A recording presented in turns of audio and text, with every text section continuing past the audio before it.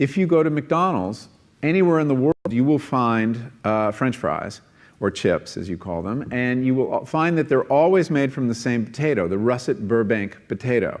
This is a potato from America that's unusually long and difficult to grow, but that's what they want, because when you're McDonald's, you like those red boxes with a little bouquet of very long chips.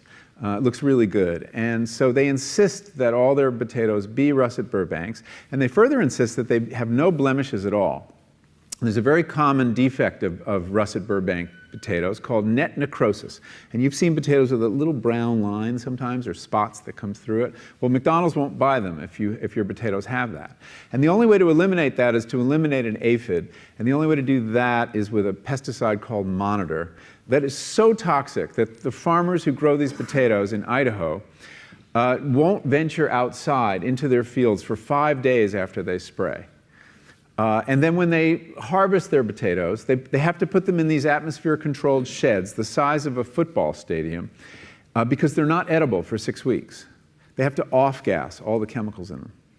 So you see, the desire for a certain kind of chip leads to a certain kind of agriculture. But the other thing on the health side, when I started learning about nutrition, about which, by the way, much less is known than you might think, that the scientific understanding of nutrition is still very primitive.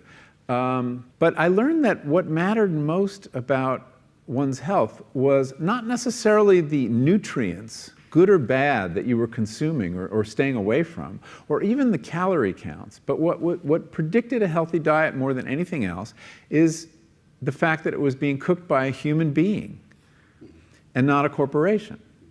Corporations cook very differently than people do. They use vast amounts of salt, fat, and sugar, much more than you would ever use in your own cooking.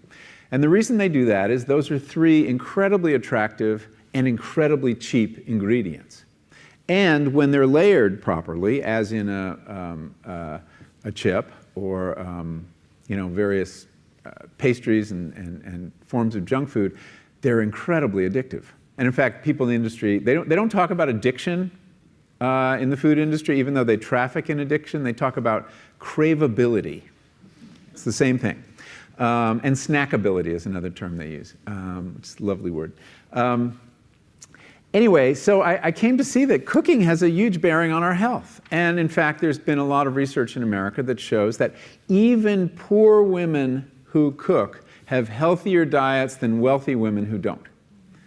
So you see, the usual class bias in the quality of diet is overtaken by this fact, this key fact. Who's cooking your food?